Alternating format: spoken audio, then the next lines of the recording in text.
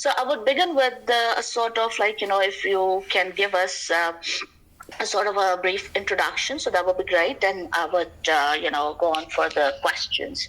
Please unmute yourself, Seema. Give me a sort of a good introduction, short introduction, so then we shall begin. Yes, Kiran, thank you so much. And for all the audience, I'm Seema Ranaware. I'm life transformation and personal coach. My specialty is helping coaches create wealth. So money is something which is very sensitive area for people. And I'm into coaching since last 5 years. And in these 5 years, I have realized one thing, and that question was bothering me all my life is, people say you have to have good degree, you have to work really hard, you have to have high education, good position, and then you make money. But in our surroundings, we notice that it is not one rule which fits everyone. There are people like my father. He has been the biggest hardworking person, most hardworking person in my life I have ever seen. Right? He since he's 13 years of age till 83, he was working since morning till night. He was a fruit vendor, and I saw that he did not make money. Then that I felt that this is the myth that you work hard and you get, you become rich. So then it is not like that. Then in my coaching journey, I coached researchers and scientists. There I saw they have the highest degree, like PhD, postdoc, highest degree in the world, but they are not rich. They are not making a lot of money. And they are not happy with their financial situation. Not everybody, but most of them. So it was something else that pushed me to research more and find out what is that make people rich. And that is what I'm going to share with you today. Yes, Kiran, over to you now. Thank you so much, Seema. Questions, which I think that was so much important. Then I would accept speaker's request as well. So bear with us. And yes, Seema, if I would begin with this, that you think, what is this money relationship? If you can, give us a brief introduction about this money relationship that we have brought up this topic. So then we shall, hit on the other questions as well. Thank you. Yes, Kiran. So money relationship is, just imagine money as a human being in your mind. Just for a moment, all the listeners, I'm requesting you to imagine that money is a human being standing in front of you. Now, how do you feel about this human being? What is that one word, one relationship you can think of? You can think of enemy, you can think of friend, you can think of angel, you can think of what not. So what is that one word coming into your mind when you are thinking or feeling about money? And that is your relationship with money. So Kiran, you can give me some idea about what comes to your mind when I said it's a human being. Well, money could be your friend or your biggest enemy as well. What I'm just considering now at the moment. Okay, so you are saying it is 50-50. It could be a friend, it could be a enemy, right? Now, if you have to choose one, instead of saying 50-50 friend and enemy, where your inclination is more, even if it is 1%, I want to know that. Which side? Well, that depends. I think isn't it that would be, I think we would decide when situation would be like that. Like suppose when we have to choose money or between, let's suppose for a relationship or love. So then we have to decide, okay, now I'm going to choose relationship because I think that relationships are more important.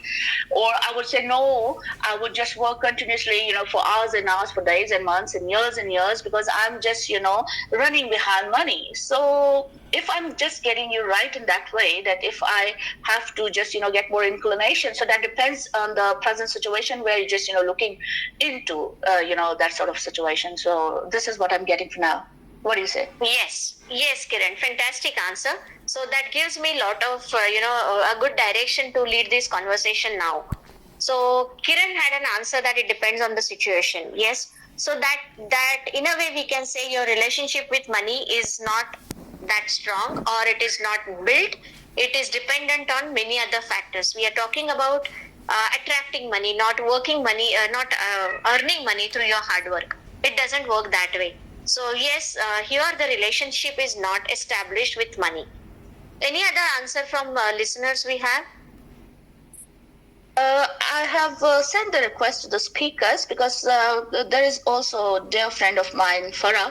She has joined as a speaker, but if you can repeat the question to her, so then maybe she would have to choose, out of what we're discussing about. Yeah. So then further, and the thing would go on like this, like, we are just, engaging speakers as well in this conversation, but I would just keep on, putting up and posing up my questions as well, and that will go like that, right? So yes, Yes. for Farah, if you can repeat, Assalamu alaikum Farah. Seema is here as a transformation coach, and we're discussing about relationship money. So she has to ask one question where you have to decide and you have to respond on that. So please listen to that. Thank you. Okay, walaikum assalam. Nice to meet you, Seema. How are you? I'm fantastic. Thank you so much, Farah. So we are talking about relationship with money. When you just imagine money as a human being standing in front of you. Now, what is that one word comes to your mind when you talk about money as a human being? Which kind of relationship comes in your mind? Need. Sorry? I said need. Need. Okay. And the relationship, which tag you want to give to money? It's on your side, it is on the opposite side, it is friendly, it is enemy, it is what it is. There are many relationships we carry in our life. Compromising. Compromising, yes. So yes, Farah, thank you so much for your answer. These kind of answers, they tell a lot about your relationship with money. Now look at your relationship with any human being. Like in Kiran's answer, she said, sometimes it depends on the situation. Sometimes it is good a friend, sometimes it is enemy. Now you have a human being with whom your relationship is, sometimes it is a friendly relationship and sometimes it is a enemy kind of a relationship. Is it good or bad? Would that person be liking to stay in your life or come to your life? No, right? The obvious answer is no, because you're unpredictable. Sometimes you love me, sometimes you hate me. And in Farah's case, it is compromise. Compromise is a society gives a lot of approval to compromise, that somebody is compromising for other person, but it is not good for your self-esteem and self-worth. And that means you are not loving yourself enough when you compromise for other people. So you're damaging somebody, like it's your own life you're damaging when you are not willing to do something, but you are doing it just for the sake of making other people happy. And this is also a broken relationship. When you have a healthy relationship with somebody, both the sides, it is give and take, you fight a lot, there is no compromise, there is open communication, there is very healthy communication. And that is definitely, you guys must be, you can or you cannot share, but you must be facing some difficulties at financial level, maybe in receiving money, keeping money, or spending money. Do you agree with me? Wonderful. I got your emoji. So yes. So need is also not a good emotion or good relationship with money. Healthy relationship does not work on a need basis. If I need somebody, then I will always be at a mercy of that person. Do you agree with this? It's not healthy. Healthy is both of them, they are co-dependent, they are interdependent, not one person is above the other. So coming back to Kiran's point, money is a neutral energy. It is just an energy and it is a neutral energy. But your relationship with money will decide how much money you will attract in your life, how much you will enjoy, and how much you are going to become wealthy. So today at least, if all of you can shift your focus from hard work to developing your relationship with money, it will be great. And that relationship could be, it can be like a very healthy a courtship relationship with your future partner. When we are, it's a going into the committed relationship.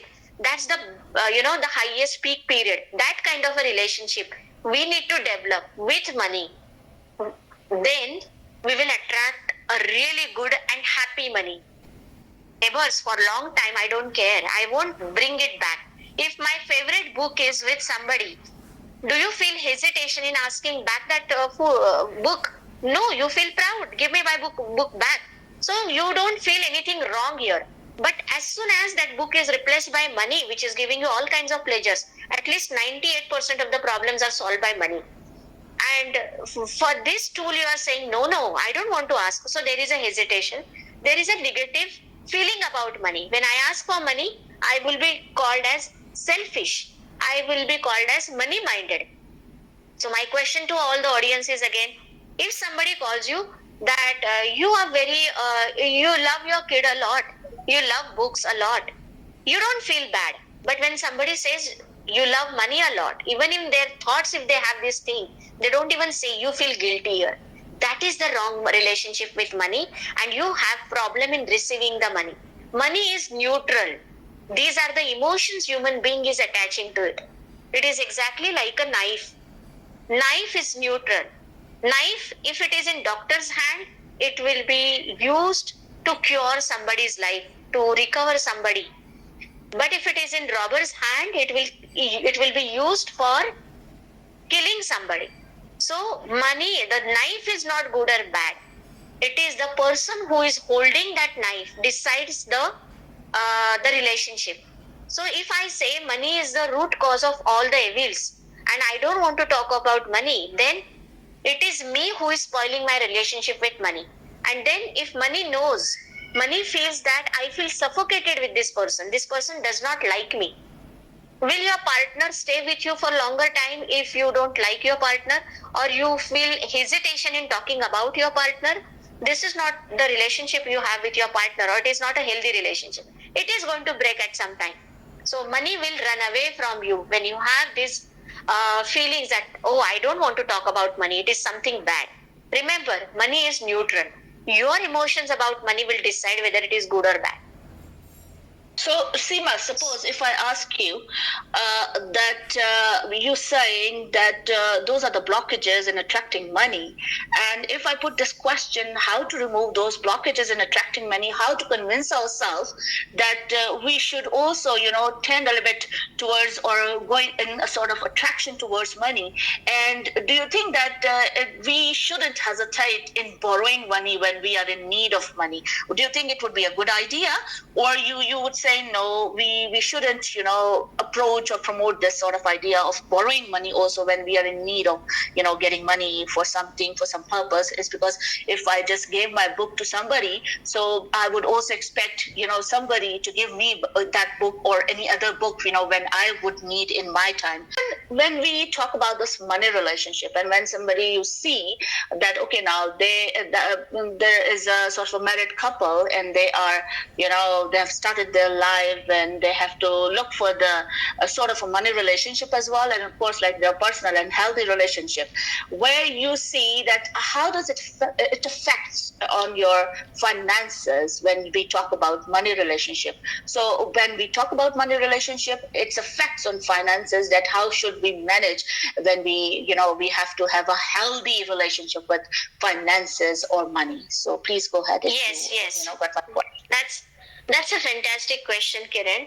So as I mentioned, the romantic relationship between a boy and a girl, when they are in the happiest moment, that kind of a relationship, see, you don't see any negative emotion there. Both of them are super impressed, super happy with each other.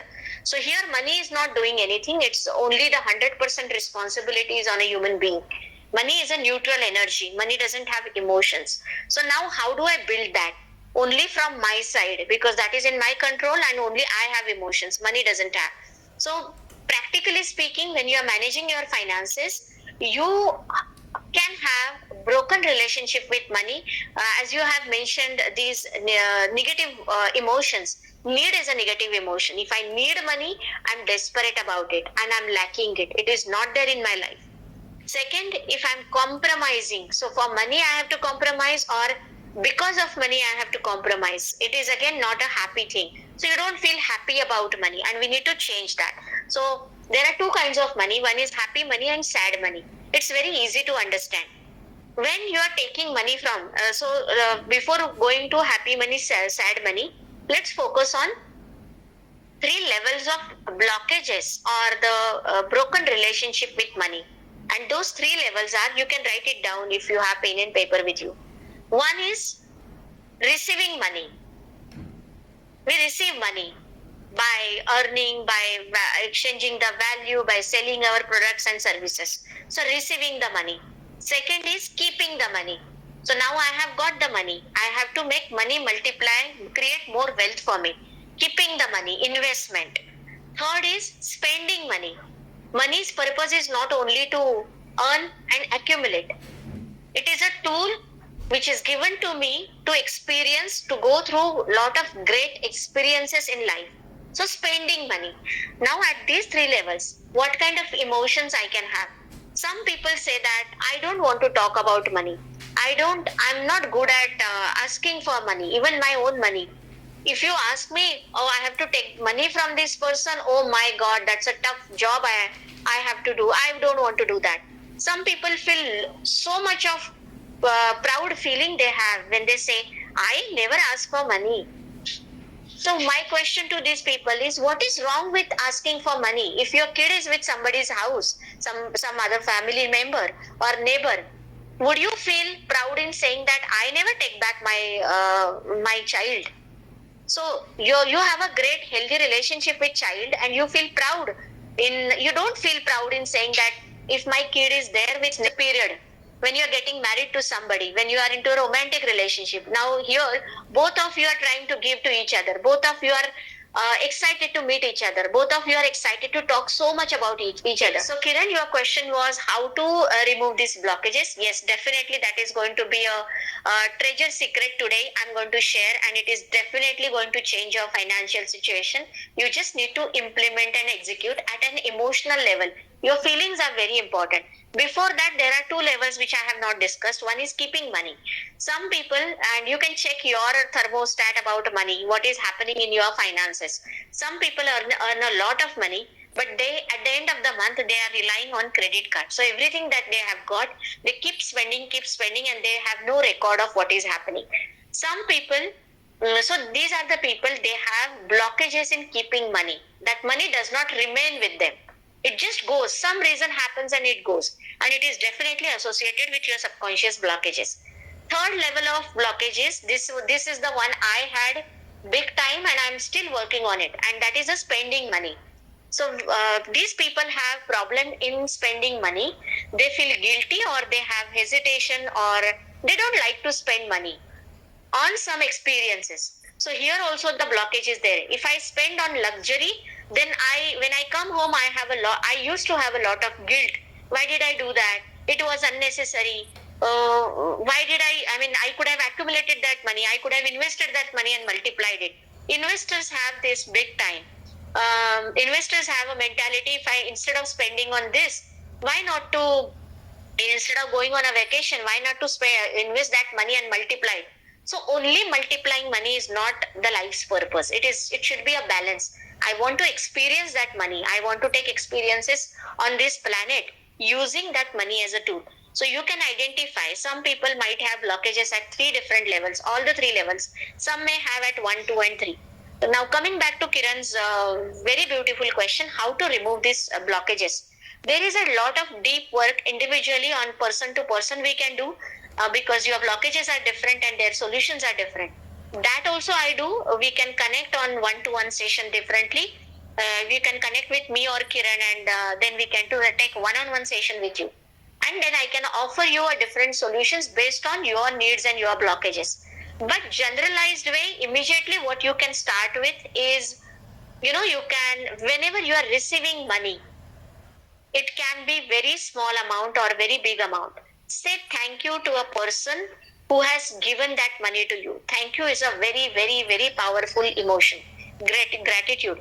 So whoever pays you money, thank universe, thank any superpower, God, Allah, or anyone, whoever you believe in, say thank you so much. Why you should thank the person who has paid you? You are giving your services or products or something, you are exchanging something, so it's a fair deal. But that person had different other choices to buy the things from. Out of all those hundreds and thousands of choices, he chose you and he paid you. So in my coaching sessions, if somebody is paying me, how I look at that money is, this person with this money, this is not the money, this is his life, his or her life. This person is giving in my hand. Seema, I surrender to you. This is my life and now change my life. So that money is a very spiritual energy for me. It is like a angel for me. It is like now I have started developing a very romantic relationship with money. Everything like beautiful. So what you can do is, whenever you are receiving money, you just thank that superpower, whichever you believe in. Thank that person who is giving you, and feel it. It is not about words, it is about feeling. And another secret, okay, I will tell you later. Let's first take the question from Farah. Thank you so much, Seema. I'm happy that you added some religious aspect in this as well, because that is where our compromise starts. That we believe everything comes from Allah, and as a Muslim, and whenever He wants to take from us, then we compromise. So in that sense, I also use that compromise word. Okay, my question is, where are the limits? Where should we stop? Because if we're earning more than our budgets, okay, that is satisfaction. Okay, we are happy with that. Some people are happy, but one of my cousin, he's actually multi-millionaire, and recently I had a chance to speak to him, and he said, do you know, my whole family is prosperous and they're very happy. They don't have any depression in life, tension in life. Do you know who is the most depressed person in our family? He said, I am. Nobody, I've seen so many difficulties in life. He was so down. He had recently, last 2 months before he bought his Aston Martin, he had so many properties in Pakistan. He has 2-3 properties in UK, here big in London, and maybe a 1 million pound sale every month. It's, I don't know why, but he was so down. Why do you, that's what I was thinking when I saw Kiran's topic.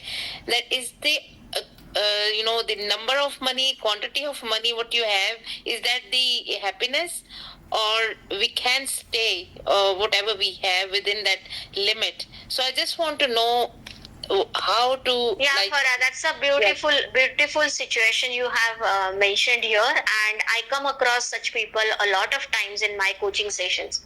So yes, it is never a quantity or number of money which will make you happy. Money will just expand what you are. If you are already happy when you did not have money, and money comes, your happiness will expand.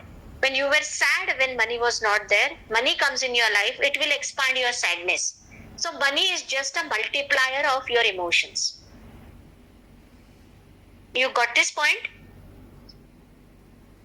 Farah, give me a thumbs up if you got this. Okay? yes. So money just expands your internal emotions. And what makes you happy? If something is making you happy, then there is no need to stop. But your beautiful question was, how much is enough and where to stop? There is no number or amount of money which is the benchmark for anybody. When I have this, then I'll be happy. That's a myth. That's totally a myth. First, I become happy with everything that I have now, and then the money multiplies. With your relative, I can sense that the person who earn lot of money, they have good success in life, and still they are not happy. The basic reason could be, I'm saying could be because I have not seen him, spoken to him, because there are deeper layers to it when we individually talk to a person. But superficially, what I can say is, the person, if he does not find his purpose, he does not know himself or herself in deeper sense, and if he is not connected with his inner world, intuition, or inner being, then he feels empty. Anything around him does not make any sense to him. So you can connect me with your relative if you want. I will share my link of connection, and I can definitely talk. And there is definitely a solution for this. Money will not make this person happy or connected with himself, but not for anybody. Kiran, with Yes, your Farah, go ahead. Yes, permission, please. yeah, with your permission, Kiran, I just want to reply and say that person is quite, I would say, A big person. Yeah. self admirer, and he doesn't think there is any problem with him. That is what I observed. That he's still not happy. He's got everything around him, whole family, everything. Still, he's still not. That is what I observed. He's not. So He here, doesn't think. He doesn't think that is problem. That is why I wanted to know that limit, or that if we are like earning more, we're looking to earn more. So the amount of money is not happiness. The no, key of no, no. happiness. Yeah. Yes. So No, that no, was no. my question, and you answered that. So when we talk about that negativity, is it impacting our thoughts and emotions? Yes, Farah, absolutely. Blame is all the thing which is, you blame anybody. You complain about anybody. You talk negative, feel negative about anybody on this planet. It can be corporate, it can be government. It is going to damage your own life. Because the only key to live a beautiful life and attract great things in life is appreciation and gratitude. Blame and complaint will take things away from you. The world, the life on this planet is just the perfect the way it is, because there is a polarity always. There is a day and there is a night. A person, during my coaching session, I came across one person. He said that I'm a very truthful person. I never lied in my life, and I hate people who lie. Then I told him, it is absolutely fine and it is beautiful that you never lied in life. I really appreciate you, and this is something great character that we have to take from you. But at the same time, you cannot hate a person who lies, because that person lies. There are people who lie on the planet, and people know the consequences of lying. The trust is broken, and that is the why people like you get huge value and respect. If these people are not there, who will respect you? If everybody is a truthful person, then you're not special. So you should be appreciative of them also. So night is there, that is why day is there. Day, night, day, night. So everything is just beautiful. If it is not perfect, if it is not beautiful, then the divine will intervene and take care of it. And as a human being, yes, we do have divine power, but our job is to focus only on something that I can control. Something that I cannot control, there is no point in talking about it.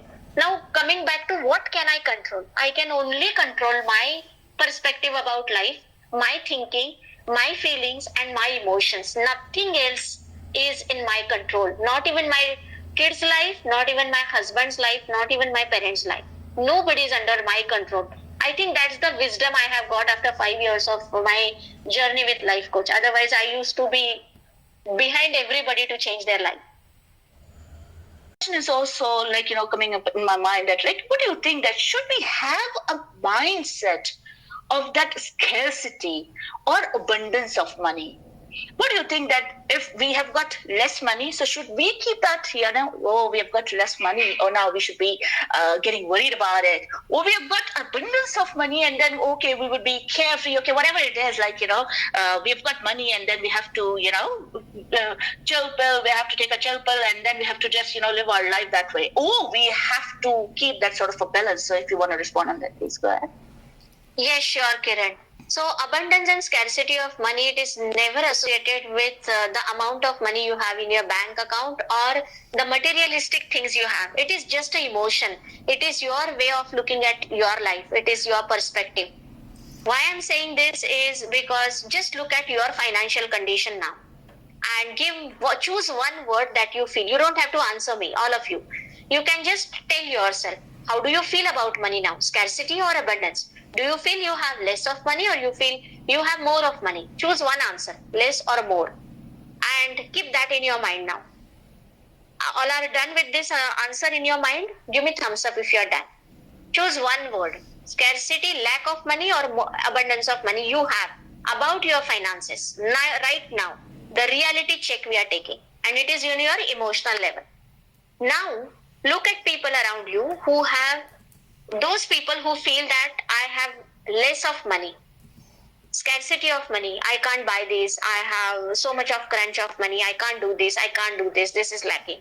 All these people in this crowd, in this audience, I want to ask you, look for a people around you whom you know, they have far less money than you. Whatever you have now is a dream for them. Do you have such people around you? Or can you imagine that these are there on the planet, somewhere on the earth? The life that you are living now is a dream life for them. So for them, you are abundant. So it is not the materialistic things that you possess or the bank balance that gives you a feeling of scarcity or abundance. It is your emotion. Yeah, but one very important thing which you have to actually take this from to your home today is what you have does not decide scarcity or abundance of money, but your feeling about money. If I feel I have lack of money, I will attract more scarcity. I will create more scarcity. How?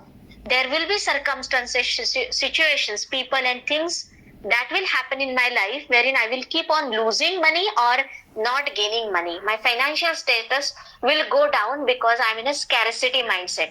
I constantly feel that I have fear of money. I have a scarcity of money. I don't have enough money. And this is what I'm creating for future. That is 100% sure because you are the source and nature, universe or superpower is giving you more of what you are. If you are lack, then you are getting more lack in your life. Remember this. If you are feeling what I have is huge, people around me, they don't even have this much. I'm always blessed. I always have money. And money is a healer. Money is solving so many problems. Then you are at a very good mindset. Just keep doing it. And one more hack I will tell you to attract money at the end of this session. Kiran, did I answer your question? Yes, you did. Okay. Now, if suppose, as you're saying that money again is just like a neutral thing, and whatever the case is, we shouldn't just focus on that, because we need to look around, maybe that is scarcity, what we always think that would be a sort of a dream money for other people who are, even though maybe more needy or unprivileged people. So I got your point, understand 100%. Now let us see, should we view financial success, suppose I am what I am today, after 5 years, should I plan for my financial success? And suppose if some sort of setbacks come for handling finances, what do you think that should we how can we overcome those setbacks in finances? If you can respond on this, please. Yeah, Kiran. So the beautiful space to be in, we are in the world of expansion. The universe is always expanding. Just see your life in any dimension. 20 years back and today, we are expanding. Lot of research is happening, lot of discoveries are happening, new things are happening. So it is an expansion. So there is nothing wrong in wanting more money. But the beautiful hack here is, you can tell yourself, whatever I have, I'm very happy with it. But I want more. And I want more. Don't say but. Whatever I have, I'm very happy with it. And I want more. What is wrong in that? If you have something and you're wanting more, and the universe or Allah or God is blessing you with that. So yes, you can have your financial goals, but another thing, financial people will tell you that you have to be very stringent about your goals, you have to compromise. I don't believe in compromise. Compromise is a negative energy. You suffocate your money with these feelings. I'm compromising, I'm feeling guilty, I don't want to give myself a good treatment. So money feels suffocated when it is at this place, it is with this person. It has to be in constant circulation. Come, go, come, go, come, go, in perfect balance. And that balance is not with the movement that you do, it is with the emotions when you are transacting money. So have really great emotions. Second part I'm going to share at the end. So you can have your financial goals, but don't squeeze your life just running behind those goals. Be happy with the present moment, and at the same time, you can crave for more. Again, be happy at the present moment. Whatever I have, I'm happy, I'm thankful. I have got what I wanted 20, 30 years back. This was the dream for me, and I'm living that now. So be appreciative of what you dreamt decade before, and that is happening now. There are a lot of things. So it is not only about money. You can ask for, you can manifest anything in your life. Money is one dimension of your life, one area of your life. So same rules could be applied in relationship, in your health, in your personal growth. Yes, Kiran, do you agree with this? Yes, I do agree with that. If I ask you that, do you think that financial counseling would be a good idea for someone to manage finances? And do you think in our countries we do have financial counselors and we should go to financial counselors in regards for managing money? What do you think for that? Absolutely. Any counselor, any consultant, any service provider who is loving his job or loving his work, he is doing a great contribution to the planet. So 100%, it is not only about finances. Any counselor, he is doing that work because he has got something by applying those strategies or that knowledge in his life, and now he wants to share this to the world. So all the counselors are doing great job. Those who are having passion about it, those who are not only doing for money, asking for money is nothing wrong about it, but they have an intention to help you. So they will definitely better your finances. But having said that, this is only the 10% or 1% part of the money relationship that you can deal with.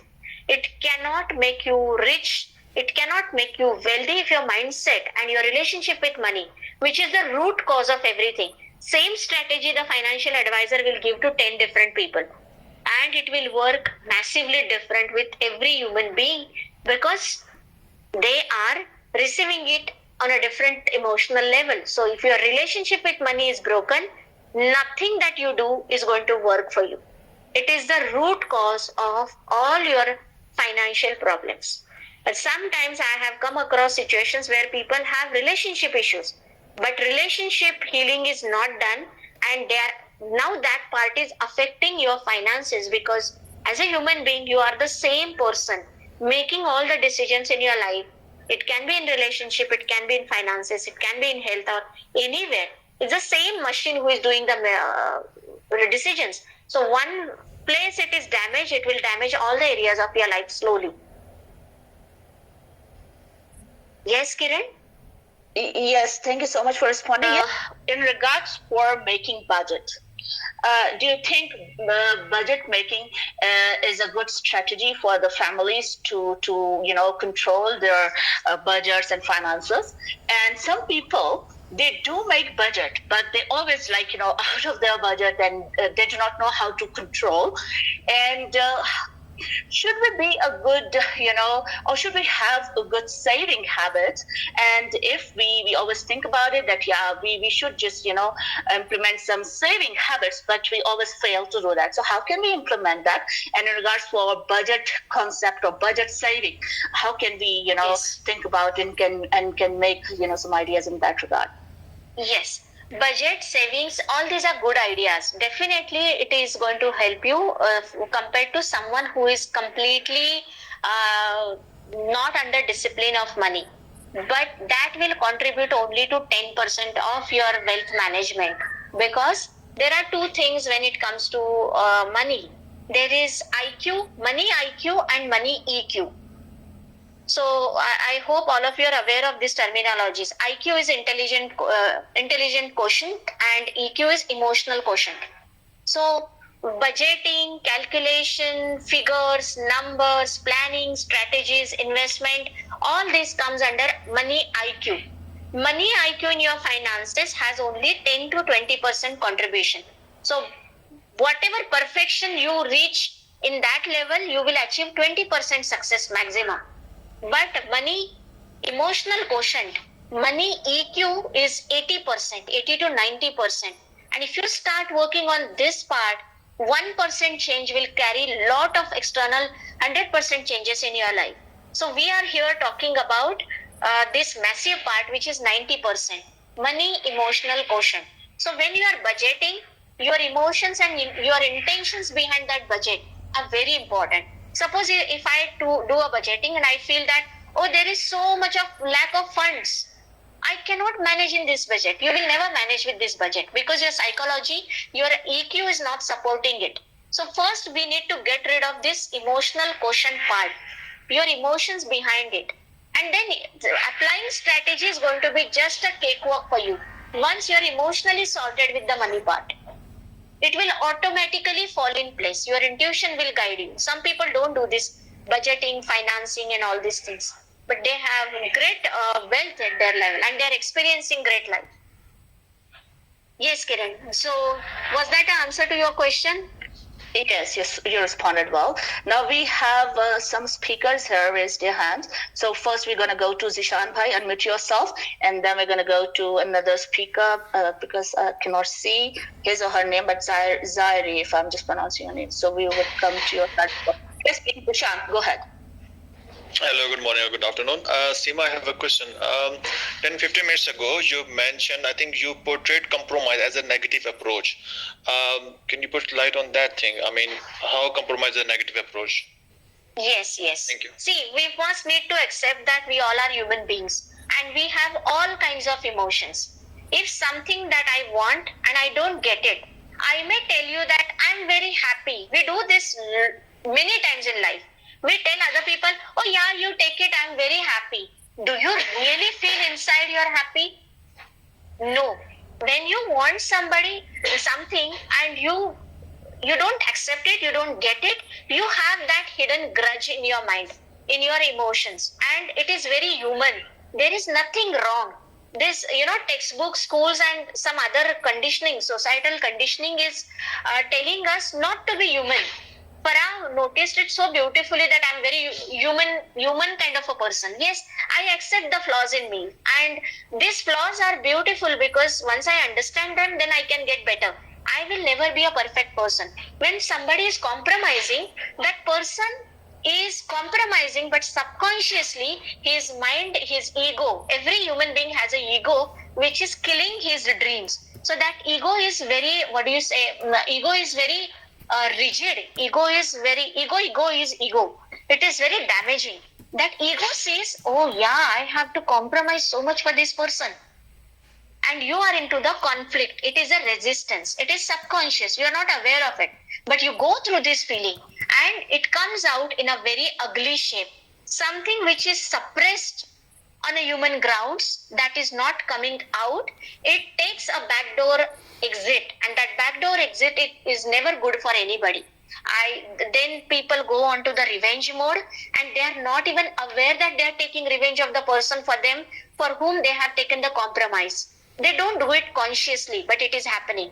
Secondly, they accumulate that pain in their body and they create health issues. So no negative emotion needs to be suppressed. It has to be accepted, thinking that yes, I'm a human being. And compromise is not good because every human being on this planet is equally important. You and people around you, right? So there are 5 people around you in your family, in your office, and you also are there. When you compromise, you deny your existence. You say that I am not important, this other person is important. And if you look at this planet from the source's point of view, then you are doing injustice to a human being who is you. You have to treat everybody equally. So at some point, it is required, it is needed that you take care of yourself, not compromise. Compromise is something that you want and you are not taking it, that you need and you are not taking it. You are giving privilege to the other person. But what about you? It is injustice. Now, did I make it clear? Do you agree with this now, Zaid? With the people, I do understand like compromise is like a kind of a suffering, but at the same time, in our life, we do make decisions, we compromise or sacrifice like small things to get the bigger thing or to get the bigger idea. Is it different thing? This is different. This is totally different according to me. See, there is nothing right or wrong in the world. What your life is, it is right for you. What you have experienced is right for you. What I have experienced is right for me. We are just looking at discussing these perspectives. So when I say for bigger thing, I'm compromising the smaller thing, actually I will change the perspective here. Then I will not call it as compromise. I will say, like we discussed just now, give to the others to get you more in multiple folds. So here I have named it as a gratitude, as an appreciation, as a giving, as a contribution. So replace that compromise word by contribution. I'm giving it now so that I know that when the right time comes, I'll be blessed with multiple folds. It's a very positive emotion. So that is, I mean, replacing the word compromise here by I'm sharing my part. I'm giving my contribution to this world will be a better idea to look at the stuff, and it will change the results in multiple folds for you. Do you agree, Zaid? All right, thank you so much. It was Zishant. So Zishant, guys, thanks a lot for asking question, and thanks a lot, Seema, for responding. Now we're gonna go to Zaire.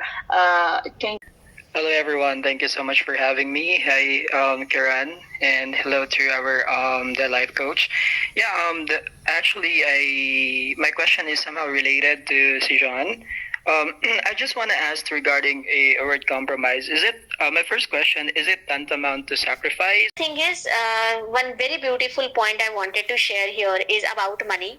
Is number that people say that if I earn this much number, I'll be happy. It's actually other way around.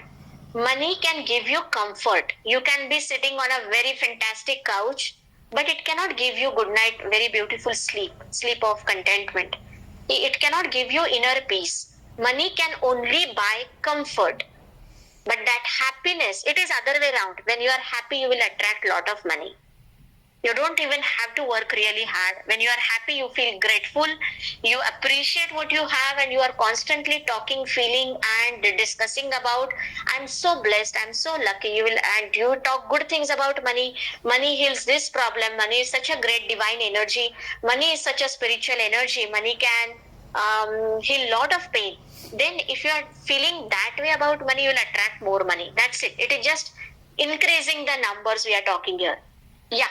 Thank you for that answer. How can a person or an individual can learn? I mean, it's not like a 1 year course or like read 2 books and you've done it. It's something like you have to practice in your life.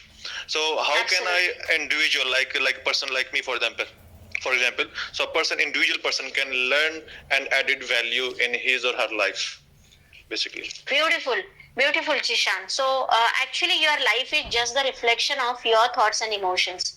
There is no, and I mean, it is, some people look at it as, oh, I cannot control anybody's life or anybody. But the beautiful part of this is you cannot control them and they cannot control you. Your life is just the reflection of your internal world. And I'll tell you this, if you internally change, your external world starts changing drastically. So if you become more positive, if you are upgrading in your self-discovery process, then you automatically get into a different vibrational community. Some changes, serendipity, some synchronicity happens and you go into a different world. But for that, you need to change. So once you change, things in the external world will start falling in place automatically. To close the session, thanks a lot once again to all the speakers, Ishan Bhai, Dr. Shala, Farah for co-hosting, and inshallah gonna create another space soon. And till then, until you take good care of yourselves and wherever you are, just stay happy and blessed. Bye bye from my side.